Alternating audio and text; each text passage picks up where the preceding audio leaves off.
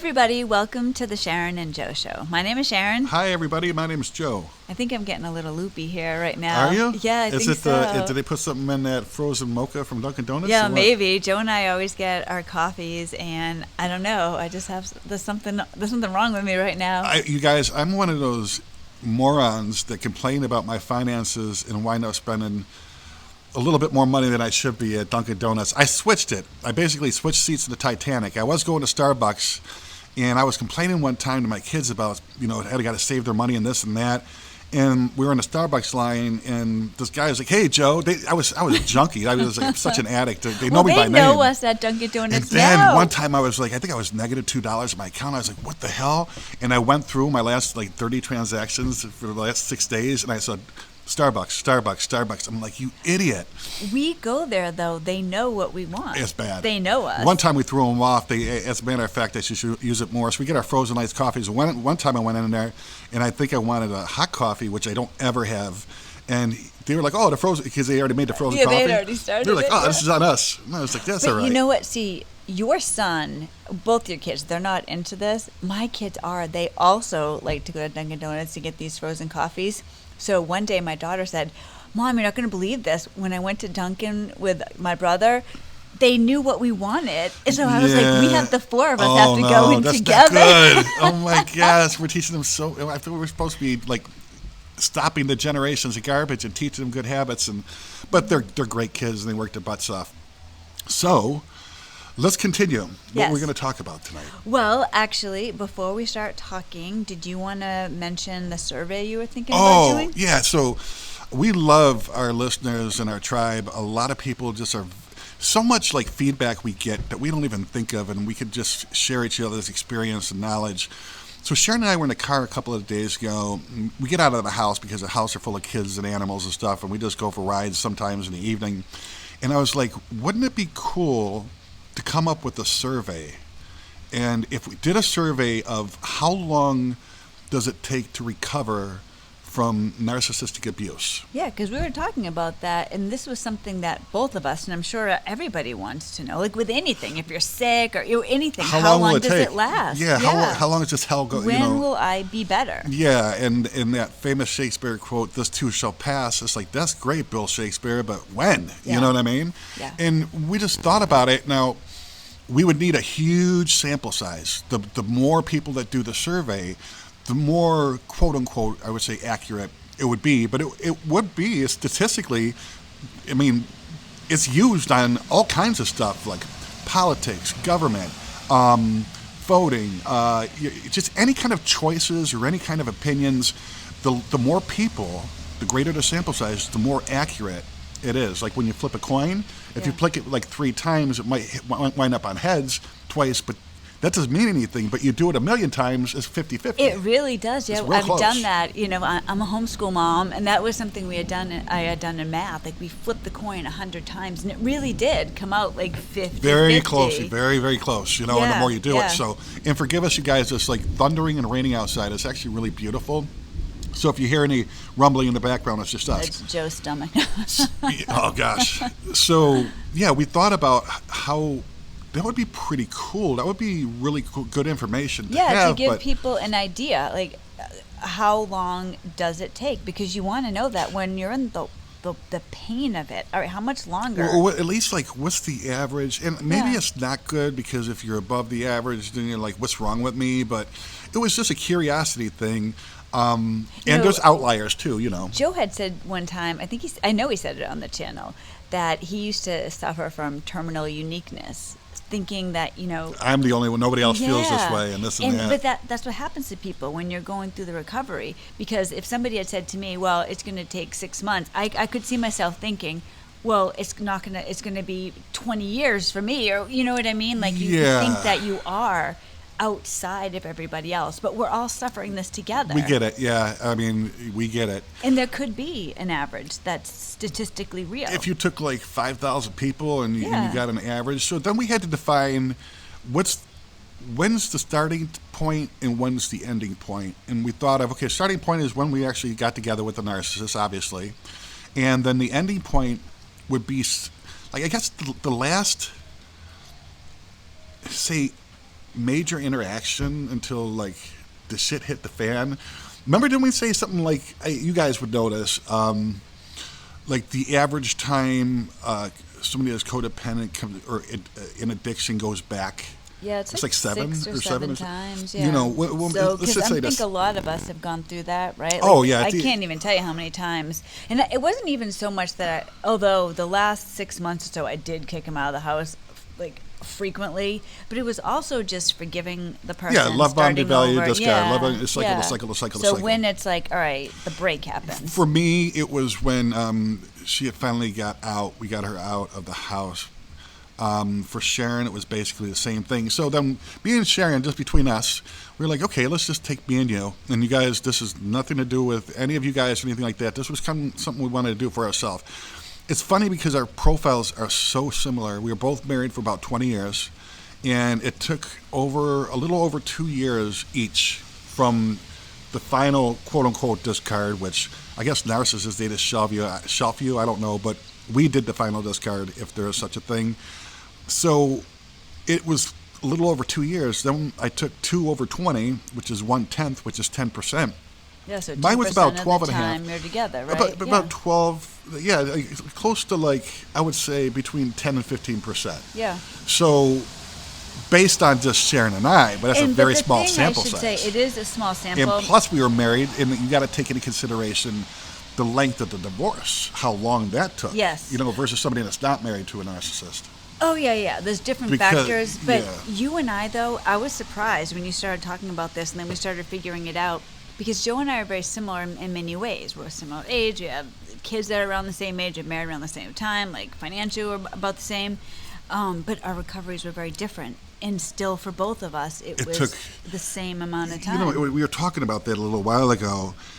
Sharon's very upbeat, positive, just natural. And she's very unselfish. She likes to give and to share and help other people. I'm not like, I wouldn't say like selfish to an extreme or this or that, but I you know, it's been a rough road for me, guys. I'm also a recovered alcoholic and addict, and you know, it was just, you know, the kind of personality the ex-narcissist had.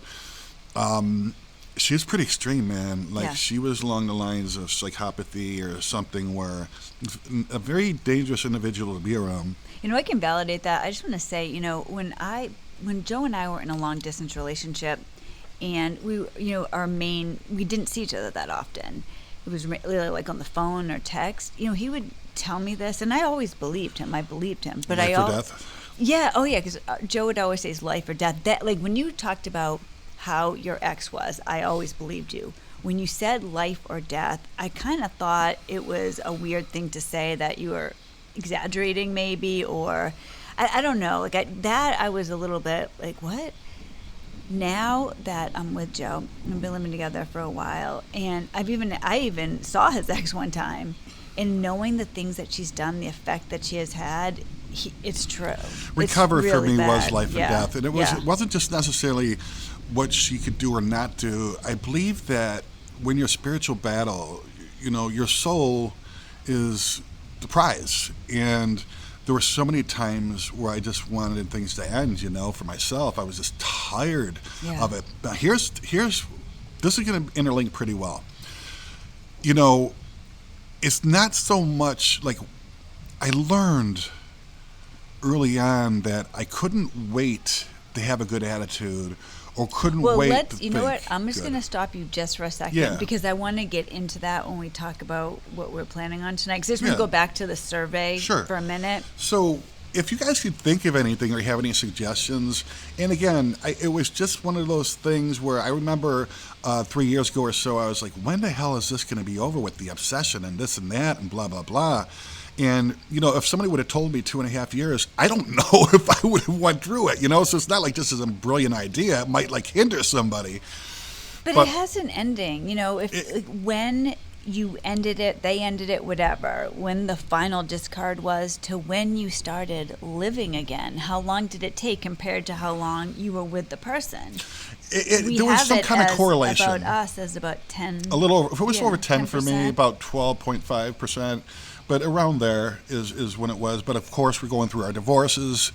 It was just something kind of cool. Well, it would interesting. be interesting. So, yeah, what do you guys think? Do you want to participate in that if we do a survey where, I actually thought of like reaching out to other channels and like, because if we had like 2,000 or 3,000 surveys, yeah, and we could separate them from were you married or were you not, that would be some interesting data. I think it would be helpful because even like for you, I get what you're saying. If it was, oh my gosh, I'm going to be you're going to be for 2 years. Yeah, I'd be like, holy But I shit. think for a lot of people, I could have paced myself though. You know what I mean? I'm like, hey, it's gonna end. All right, it's going to end. Like that's really what you need. Is yes, there's an end date, whether it's next week or a year from now, just to know that there is an ending.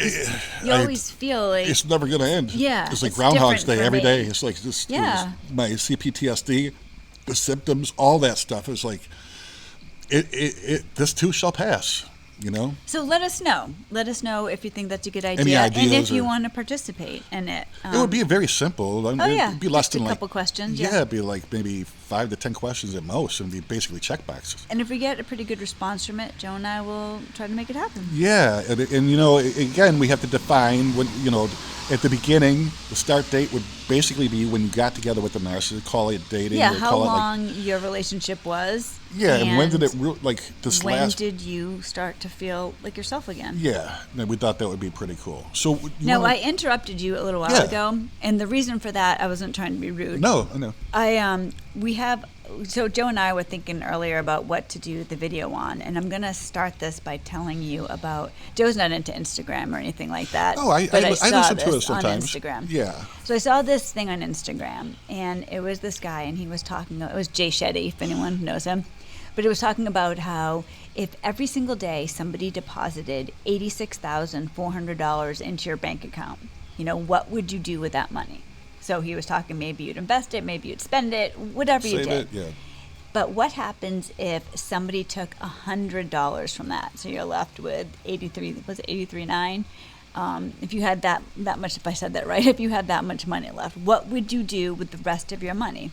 Would you spend that money trying to get back the $100, or would you continue doing what you were doing? And that and then he went on to say, every single day, 86,400 seconds are deposited into your life account. You have these seconds every single day. What are you doing if somebody takes some of those seconds away? Let's just say, how much time are you investing in trying to get that $100 back? Thank you. Yes, exactly. And at first, you guys, it was just like, hell no way. And if I'm being honest with you, the countless seconds and hours and months and over a year, like trying to get that $100 back. If I'm being honest you're with the you. one that's talking about, and this rings true to me, that we had the equivalent of a PhD and NPD. You don't get that type of knowledge by not spending some serious time on understanding that this is for this thing exists, and then eliminating yourself. I remember thinking, man, am I a narcissist? And just acceptance, like accepting, okay, like those little kid books that my aunt and uncle or my mom or dad used to read to me when I was little, and they had the Disney books and the monster, the boogeyman, like it's for real, and I couldn't fathom it because I remember watching so many it was a big A&E kind of do where they did research on serial killers and this. I just found it fascinating. I was like, man, there really are monsters out there, but for some reason, since my ex wasn't a serial killer, I didn't add it up.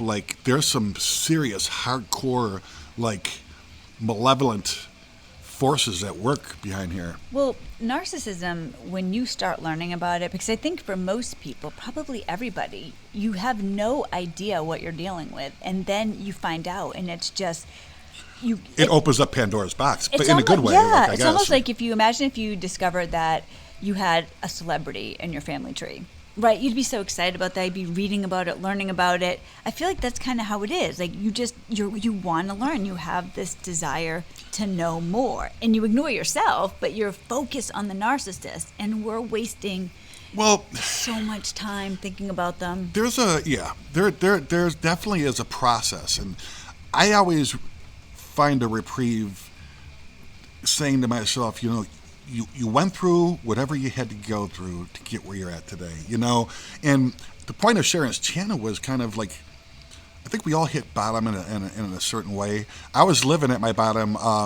It was fully furnished, house, TV. Like I was there for a while. I think Sharon's, one of her goals at least, was to raise the bottom up so that people don't have their bottoms fully furnished and are, comfortably at ease in pain. Well, one thing that I realized, and this was pretty early on, and I always feel like I need to preface this because it's been an unbelievable blessing for me and for my kids that I never really furnished the bottom. I was always, I don't know, like I don't know why. I just always had, and this kind of goes to what we're saying. Yeah, difference the in recovery. determination. Yes. Yeah. My ex is not going to affect my life going forward. He just won't. I wouldn't allow it to happen. And this kind of was what Joe was starting to say a little while ago. There really comes a point where there has to be a determination to live differently. And the question is, how do you get that? Exactly. And it's remember, like when Sharon and I did that little survey, just between her and I, the recovery process was about the same length. And what I boiled it down to for me was, if I would have waited to get that determination, or if I would have waited to feel like I wanted to force myself out of bed, to take a shower, to brush my teeth, to go for a walk and do something positive, it never would have happened. Like, I literally had to take action. It was backwards for me, you guys. If you heard my story and you're like, oh yeah, that's Joe, he's multi-level, effed up, but it was backwards for me where I had to put in the action, force myself to do something that I didn't want to do, and as a result, like the determination and the attitude started to change, if that makes any sense at all. Well, that happened to me too, even though I was never, I had like a 2-week rock bottom time. And I was miserable at this time. This was after I kicked my ex out. I had an active CPS investigation on me because my ex, Child Protective Services, because my ex falsely claimed that I had abused him. Then I found out that my ex wasn't paying any bills. I was a stay-at-home mom, so I didn't have a job at the time. I had literally no money, and Christmas was coming up, and I was so stressed out. I thought, I really believed. Your car broke, the refrigerator broke, stove broke. Yes, yeah. I really thought my kids might find me dead. And this lasted for about 2 weeks. And one day, I was so miserable. Oh my God, you guys, I can remember laying in my bed, afraid to sleep because I was like, if I sleep, I'm going to die. Like I just had this, it was like a 2-week panic attack. But one day, I just decided over my dead body, literally, will my kids grow up in an unhappy home? There's no way. There's no way. They're going to have a mom who's happy. They're going to have a mom who lives and loves them and enjoys life. God bless you. But everything changed then once I decided that. See, for me, it was the opposite. I was like, I've had those moments in my life where if somebody broke up with me, I was able to engage my ego to get out and be like, the hell if they're going to see me on the street in two years and I'm in the gutter and they're going to pass me by. This was so much different from me that I actually had to force myself to do things that were positive in order to get the determination and the drive and all that. And even then, it was tough for me. Yet, if you take the action first, like my best thinking got me married to a narcissist for 20 years and allowed myself to be abused, that thought I was the abuser, that was just robbed, cheated, and stole from. I couldn't use that same thinking in my head to get me out of the problem because my thinking is what got me into the problem to begin with. I'm very blessed, you guys, in this way. A lot of psychiatrists and psychologists have related the narcissist and codependent like a drug addiction. Like you're addicted. You're literally your chemical makeup, the serotonin levels, the withdrawal. And because I'm in recovery from drugs and alcohol, I was able to utilize a recovery program in the same kind of method that I used with my ex. And I was taught early on that in recovery, I had to act my way into better thinking. So I was very blessed in that sense that I was able to kind of relate it to that. And the results were the same. Like Sharon and I are alive today, breathing. We're thriving. Things are great.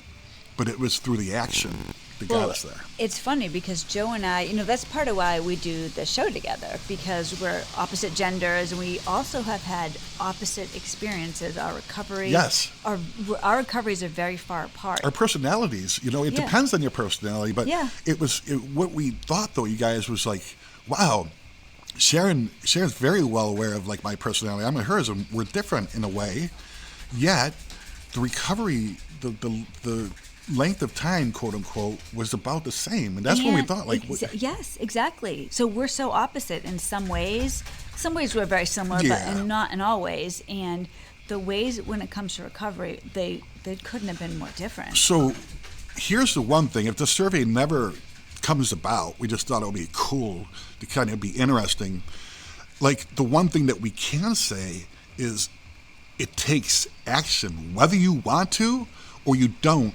As long as you take action, in action, I mean common sense action, you guys, I'm not talking crazy shit, but common sense action to recovery, that's how I learned about my codependency and in myself, that I was a bigger problem than a narcissist, Well, we had the same experience when, even though we're different in many ways, we did the same thing. It was literally determination, all right? Like, I remember when my ex and I split up the beginning of December of 2019. I'm trying to even remember when it was. I can remember it was towards the end of January, the beginning of February. I was at church with my kids one day, and I saw in like the little newsletter that they were having a small group. I can't even tell you. See, now, like, this is the type of thing I would like be excited about doing, and I would definitely do it. I actually ended up leading a small group later, but at the time, this was very, very unlike me. I decided to do it because whenever something came up that I thought would be good for me, good for my new attitude as the happy mom, I did it. And you guys, that decision I made that day, I met some of the best friends that I still have because I did it. I thought, I need to do this. I forced myself to do it. So you didn't want, it wasn't like you're like, yippee. And no, I thought it would be good for me. You didn't want to, but you knew like somewhere that it would be good for you. And in spite of what you wanted or what you felt, you took the action. And from that action, your self-worth and your self-esteem. Like, I had a very low self-worth and self-esteem about myself. And it's part of the reason why I allowed myself to be abused, and doing these things that we didn't want to do in spite of ourselves, even though I think unconsciously I was so used to that pain, and it would just, I always used to say before I met Sharon that like pain is a motivator, and pain has its reasons. It's a catalyst for change. I mean, becoming more in line with letting love be a motivator, and that I don't have to go all the way to feel pain in order to change. We could be proactive instead of reactive.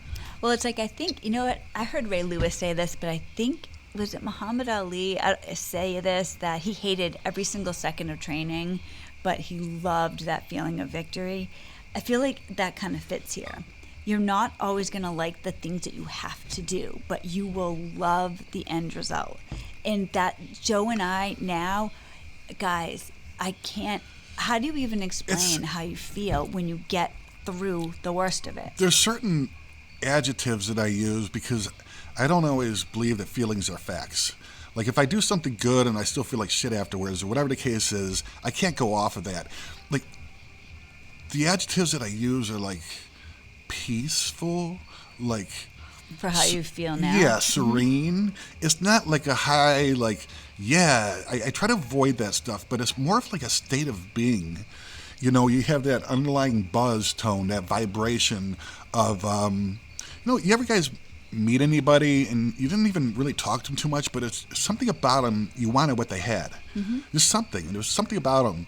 Like, that's what I hope that we were, vibrating off into the world, Yeah, I mean, that's really is what we try to express on the channel is, at this point, when I first started my channel, I don't even know 100% why I did it, but I really was into educating people on MPD. And really, for me, when I found out what MPD was, I was like, oh my gosh, I have to tell other people. Like, they must know about this, because I was living in darkness for so long. But the channel has kind of morphed, and thanks be to God, I am on the other side where I'm not so desperate, so scared. And now I want to tell you that, this is such a good feeling. Like, before, you have to know it in MPD. This is this real thing. It's like now you must know this. Yeah, it's like it gets better. Like some kind of a solution or equation. It was like, yeah, I needed to understand what it was. Then I had to learn how to accept it. Then I also needed to know, like, holy crap, I'm part of the problem. I'm even a bigger problem than the damn narcissist. That was probably one of the more surprising parts of recovery, that you actually play a role in it. You know what I mean? Yes. Why would I let, because you think about it now, why would I let this person abuse me? Of course, you're not thinking that consciously, but in retrospect, when you go back, oh my God, the things I put up with, it's outrageous. And in a part of the recovery process, a huge part, for me, was understanding my codependency and screw the narcissist. Like, how about my? You have to, or you're going to end up with another one. Yeah, I mean, we're gonna be in the same boat. Like, it's just, you have to understand,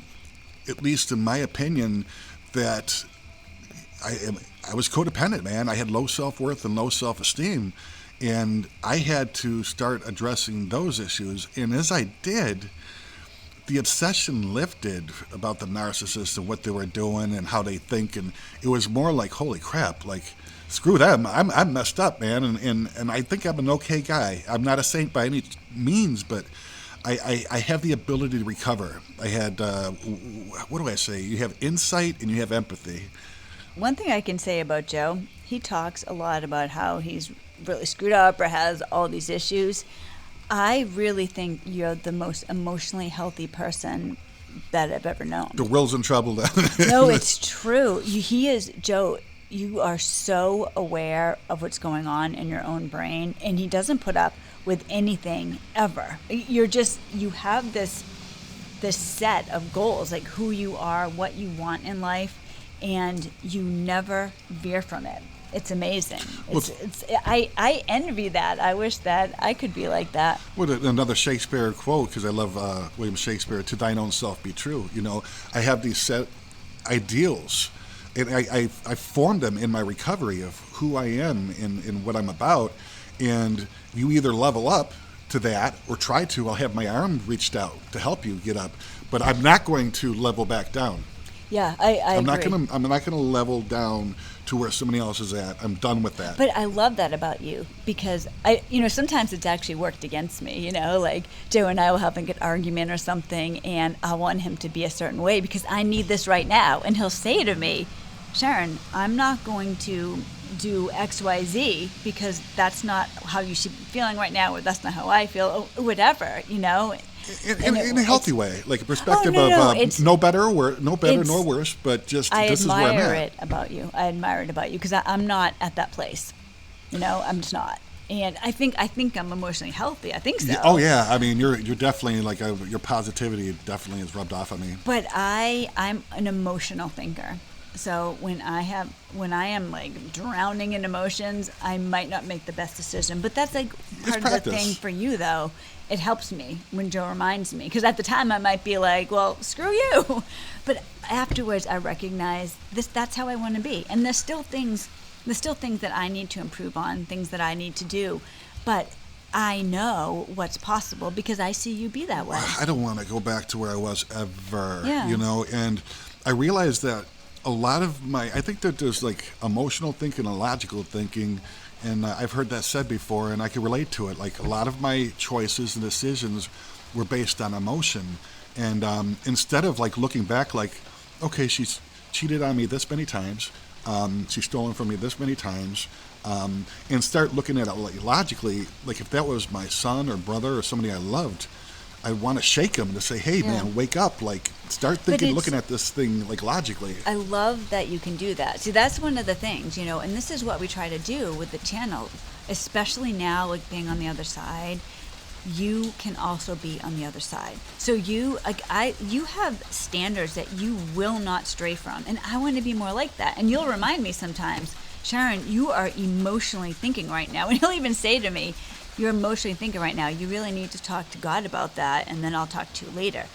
But it's amazing that you can do that in the middle of an emotional moment. I mean, it's easier to tell somebody who's in the middle of my, whatever issue I got on. It's not so easy, But yeah, definitely that's why we're here tonight, you guys, just to kind of share our experience and our hope, our strength with you guys, and when we get it back. Oh my gosh, 100%. Yeah, it's reciprocal. That's a beautiful thing about empaths. Joe and I get so much from this channel. Although I have to say, what's your best thing about this channel? What's your favorite thing about this channel? Well, you guys, we do our videos every Saturday night. So every Saturday, I usually do landscaping on the weekends just to make the extra ends meet. But Saturday evening, after get out of the shower, it's just this is our thing. This is a little thing we do. It's also how we met. Yes, absolutely, yeah. So, this is something that we like to do and give back to you guys because we've gotten so much.